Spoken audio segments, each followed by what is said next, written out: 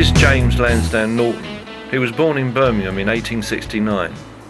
29 years later, in 1898, he started the Norton Manufacturing Co. to make chains and other items for bicycles.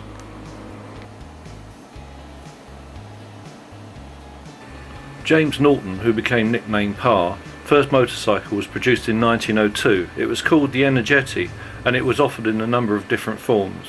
As far as I know, only one example still survives with the Clement engine, which was restored in Holland. This is a photograph of it.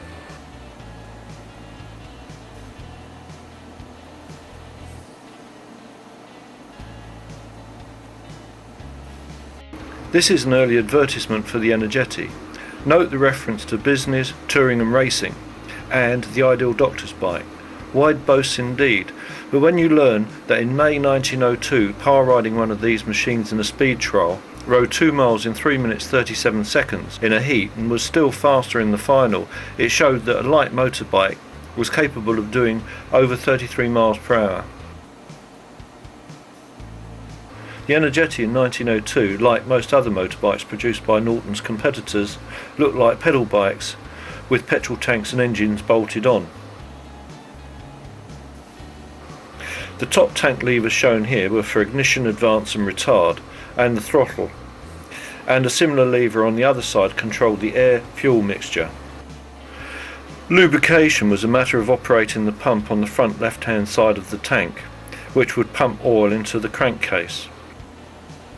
So can you imagine then how difficult it was riding a bike like this on the unmade roads with no springs, operating at the same time all these controls? The Clement engine powering the Energeti was 1.5 horsepower or 143cc. As Norton bought in various components from other manufacturers and suppliers in Birmingham and assembled them, he was able to offer a range of models over the next few years, including an Energeti with a twin-cylinder Peugeot engine. This is a 1906 Norton with a Peugeot engine, and this advertisement appeared in the Motorcycle in November of that year. Note the low lines and the long wheelbase, which was the hallmark of the early Nortons. The ad is a bit blurred, so I'll read it to you. It says, "The Norton, designed and built to combine comfort with reliability and durability with economy and accessibility of parts. The Norton Druid spring forks steadies the steering, greatly enhances the comfort, durability, reliability and the safety of the motor. We fit them to any machine." Moving on a year, this machine is the actual winner of the multi-cylinder class of the first tourist trophy race ever held on the Isle of Man in 1907. Until then, French motorbikes had more or less dominated the racing scene, but as the international rules at the time did not allow machines to weigh more than 110 pounds ready to race, and as makers tried to pack more and more powerful plants into their bikes, some strange looking cycles began to appear on the scene. The British decided to go it alone, and with racing banned on the roads here, the Isle of Man turned out to be an ideal alternative.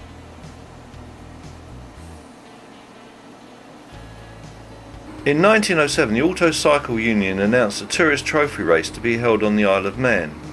The idea behind the event was to provide a proving ground for road-going motorcycles and was not for specialised racing machines. To this end, a formula was devised. This included a minimum fuel consumption requirement along with a minimum petrol tank capacity, the fitting of silencers, and each machine had to carry at least 51 pounds of spare parts and tools. Twin-cylinder bikes had to be capable of at least 75 miles per gallon, while singles had to reach 90. The course was 16 miles long, and each rider had to do 10 laps with a 10-minute rest after the first 5. This is Harold Rembrandt Fowler, known to everybody as Rem. With his own V-twin Norton, he bought himself to enter the Isle of Man TT in 1907.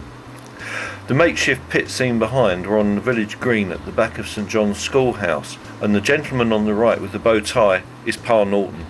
Norton had met Fowler at a Birmingham show in 1907, and it was there he asked him to ride one of his bikes in the first TT. Fowler accepted, and it was agreed that Pa would go over to act as his pit attendant. After the race, Norton took out a success advertisement in the Motorcycle, in which Fowler's progress was recorded.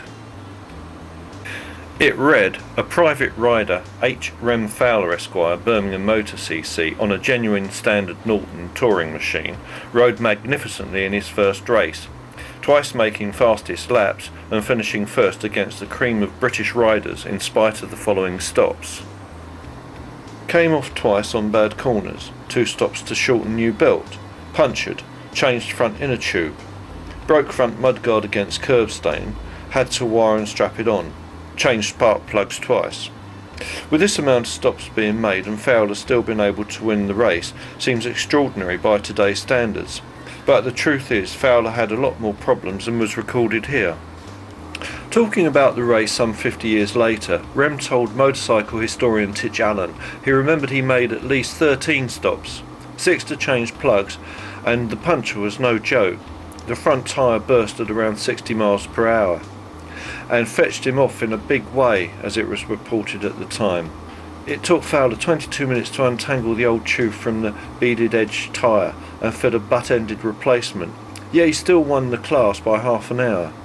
Rem's average speed for the 158-mile race was 36.2 miles per hour, and he finished with over 2 pints of petrol to spare, having averaged 87 miles per gallon, an incredible achievement for a near 700cc engine. The victory at the first TT was an invaluable asset for Pa Norton, as it brought his name and machines to the notice of the motorcycling fraternity. It also gave the company something to build on as they moved at around the same time from Bradfield Street to the famous site at Floodgate Street, Birmingham. This 1908 V-twin would have originally had a Peugeot engine. At some time this has been replaced with a J. Prestwich or Jap 750cc plant. While we look at this machine, I would just like to tell you about Rem Fowler's next race after the TT. This time it was on a Norton sidecar outfit in the MMC team competition, which was a 160-mile road trial concentrated on Daventry. For those of you that have had a shock from a spark plug, cover your ears. This is a report from the motorcycle. Plagued by a misfire, his passenger tried to change a plug on the move. With the aid of a spanner he proceeded, despite numerous shocks from the magneto, to remove one of the fouled sparking plugs from the twin-cylinder engine.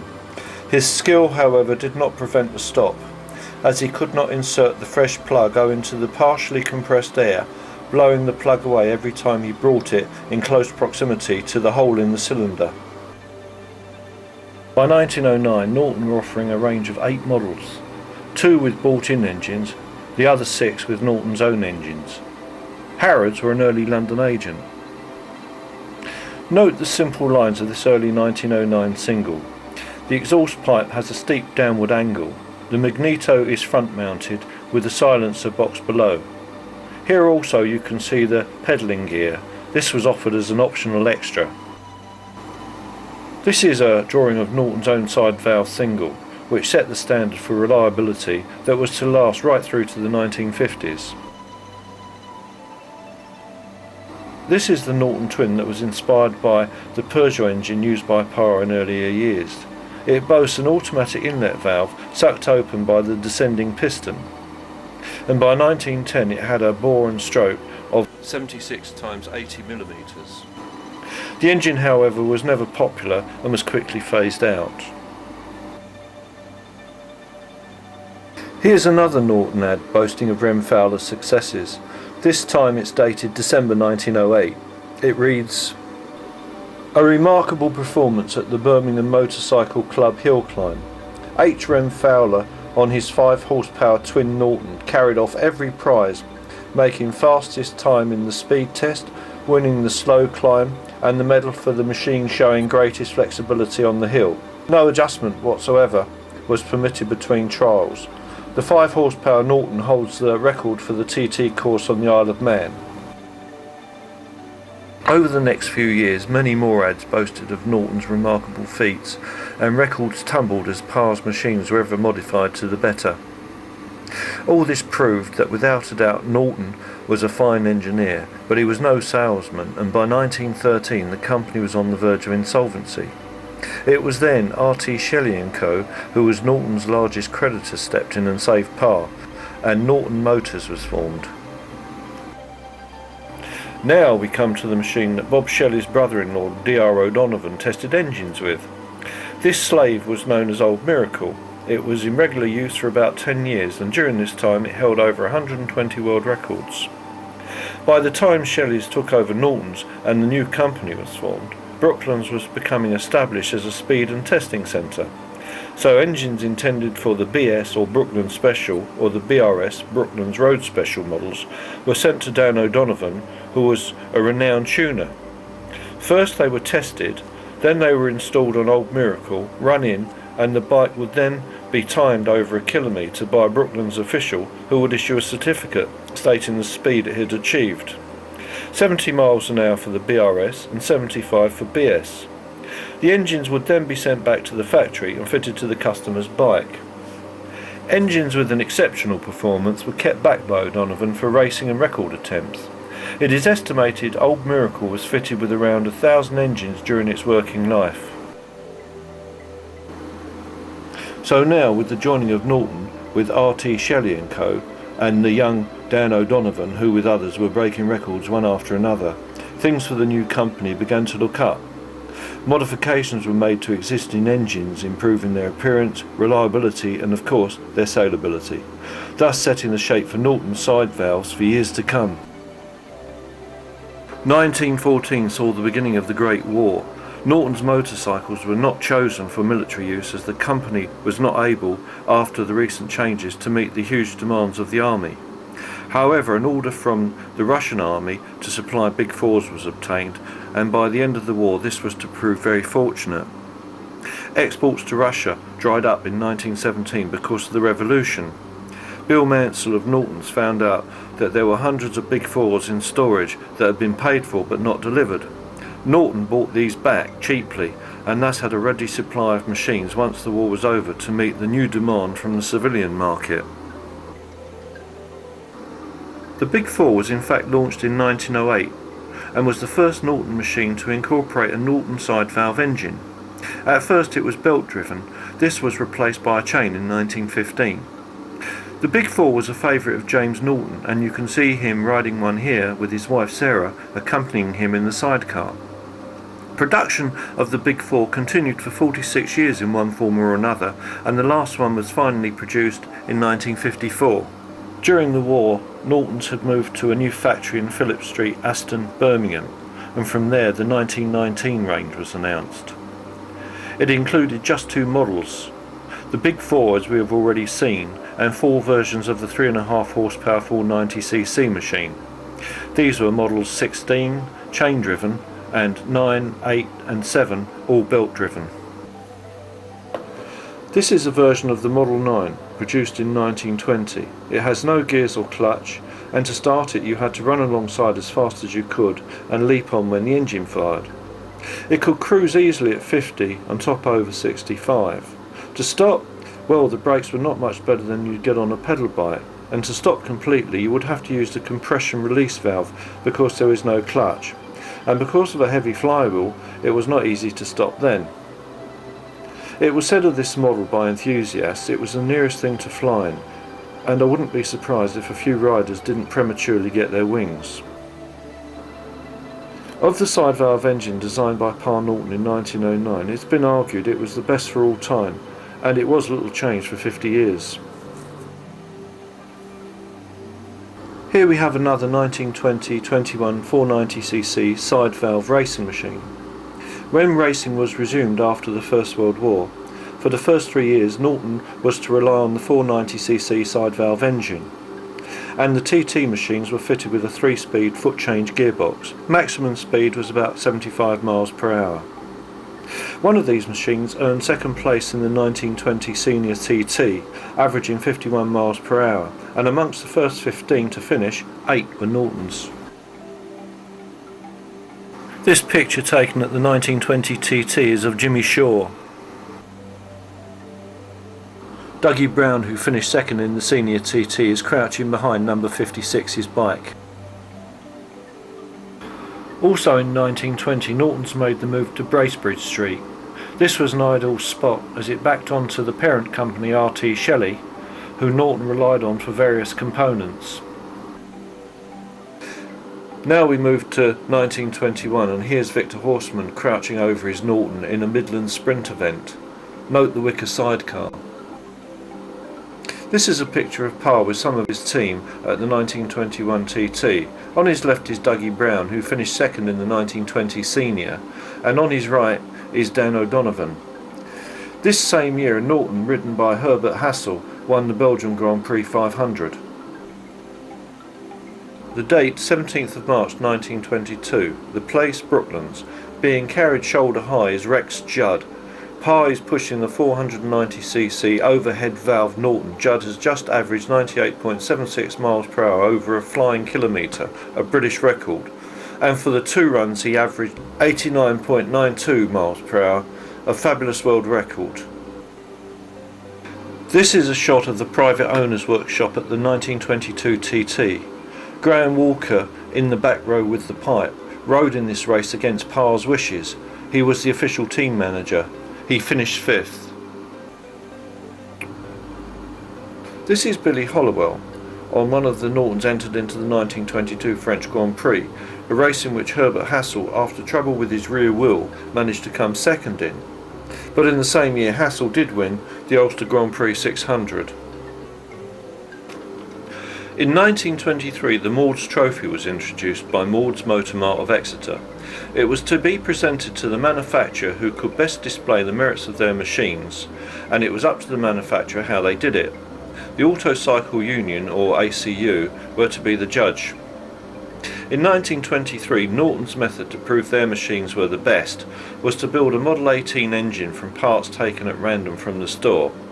This was fitted to one of O'Donovan's racing frames, and after a brief running-in period, the Norton was raced around Brooklands for 12 hours, breaking 18 world records as it did so. The engine was found to be in perfect condition when it was inspected afterwards, and the Mauds Trophy went to Bracebridge Street. The team of 3 that rode the Norton were from left to right Nigel Spring, Dan O'Donovan and Bert Denley. Still in 1923, this is Bert Denley again. This time the photograph was taken after he had won the 200-mile solo race at Brooklands on a Model 18 single overhead valve engine. 4 years later, Denley was to be the first man to ride 100 miles in under an hour. Another success in 1923 was gained by Graham Walker, who with this sidecar outfit came second in the TT.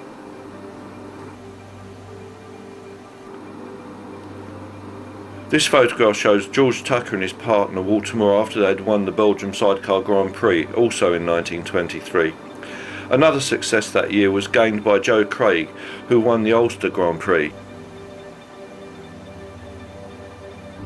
1924 was to see another series of successes for Norton. This man, Alec Bennett, was responsible for 3 of them. His hat-trick included the Senior TT and the French and Belgian Grand Prix 500s. Joe Craig won the Ulster Grand Prix 500 and Achille Varzi the Spanish. George Tucker had seen success the year before, also on the Isle of Man sidecar TT.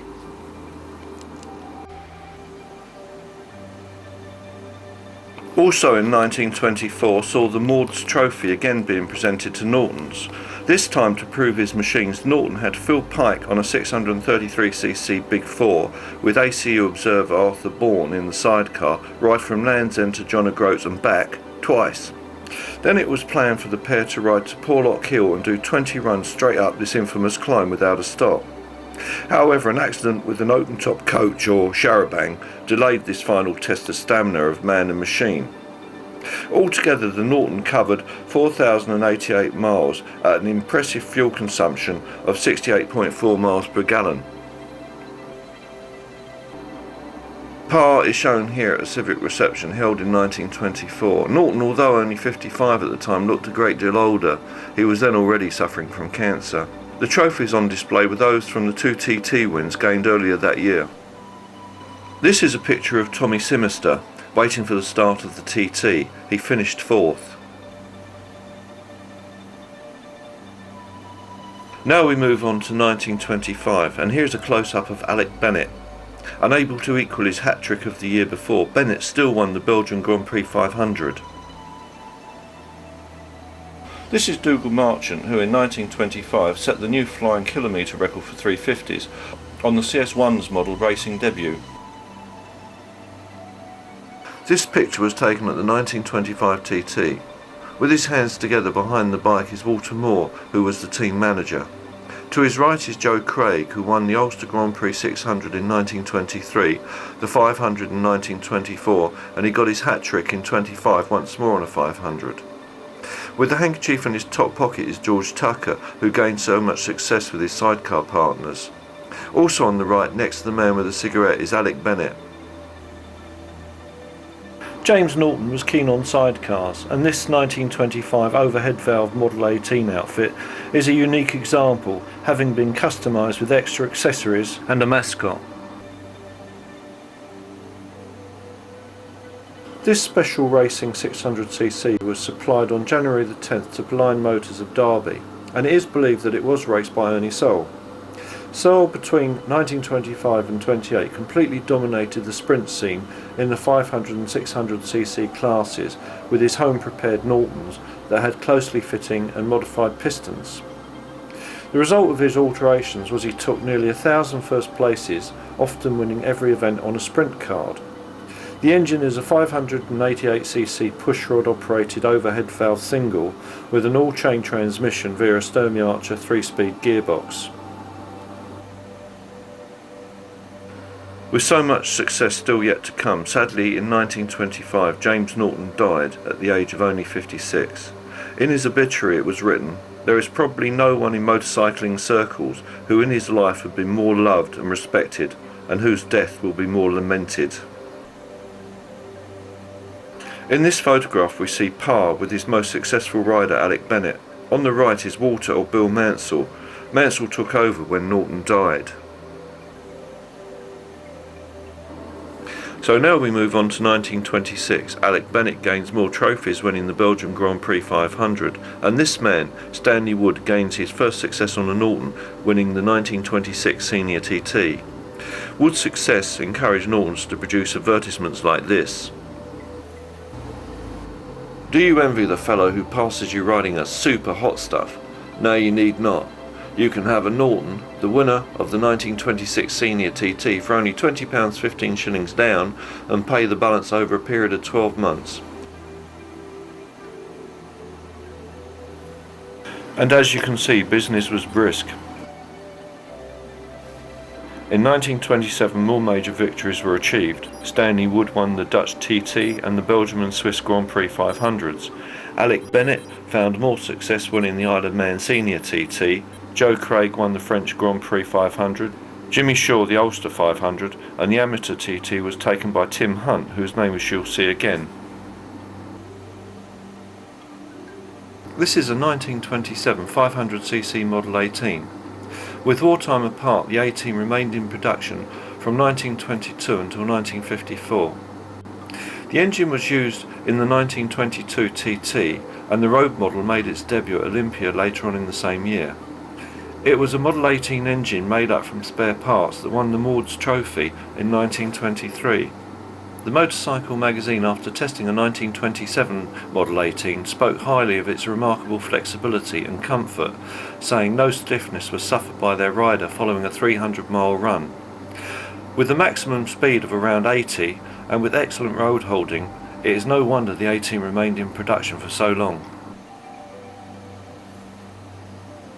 In 1927 a sales battle was raging throughout the industry and prices were being marked down and down.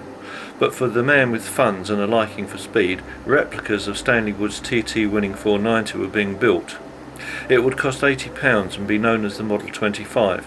The dry sump setup was also listed as an optional extra on other overhead valve models, like this Model 21. Although, as we have seen, that the Model 18 was to stay in production for many more years to come, in 1927 it was replaced at the top of the range by the CS1. The CS1 was Norton's first overhead cam engine.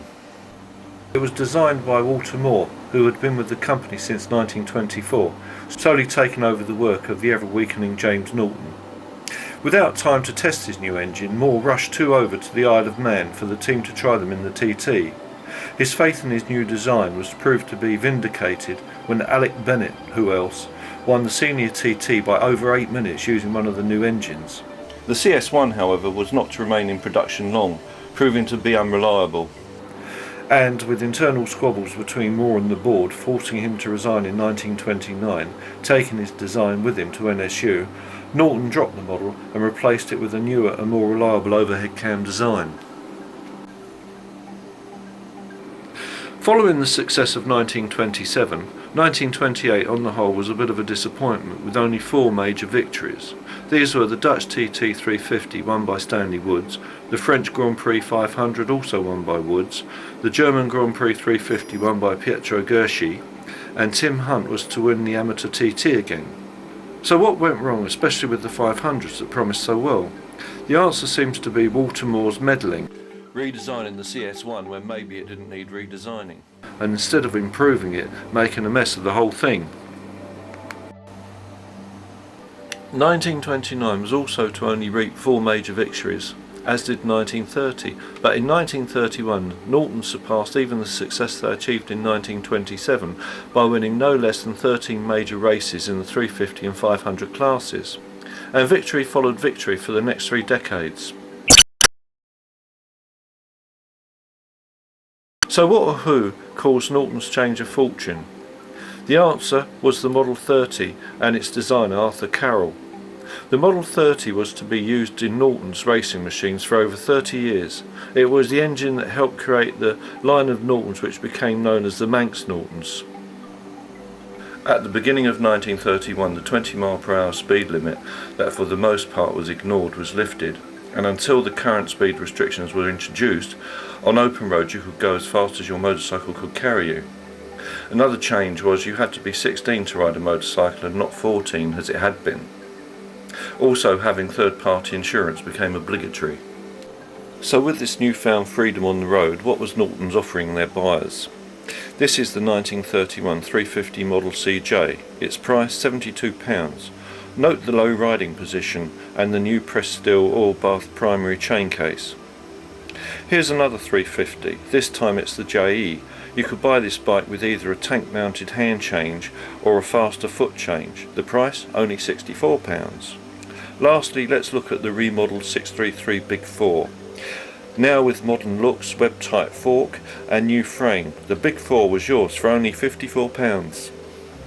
The 3 men in this photograph took 11 of the 13 trophies won by Norton in 1931. In the middle is Stanley Woods. He won the German, Swiss, Ulster and Belgian Grand Prix 500s and the Dutch 350 and 500 TT. On the right is Tim Hunt. He won the Isle of Man Junior and Senior TT, the French Grand Prix 500 and the Swiss Grand Prix 350. And on the left is Jimmy Guthrie. He took the Belgian Grand Prix 350. 2 other trophies were also won by Jock Muir, the Senior Manx Grand Prix, and Leo Davenport, the Ulster Grand Prix 350. This is a 490cc International built to racing specifications. Now Nortons were achieving outstanding success at home and abroad. The International Norton was born. It was based on the firm's racing model and was a super sports machine. It was also possible to order one for racing only, in which case it would have a tuned high compression engine, close ratio gears with no kickstarter. Mudguards would be lightweight, there would be no lights and of course no silencer. After their racing days were over, these models could of course be converted back to road use. This machine in the National Motorcycle Museum is actually a 1933 model. Here is a 1934 350 International, or Inter as they became affectionately named. In the 30s, as fashion in motorcycle design became more important, it was said a motorcycle had to look fast even while standing still, and I think the Inter certainly looked good. But Norton's motorcycles were expensive compared with top-of-the-range models from other companies. And this is a 1936 International Model 30.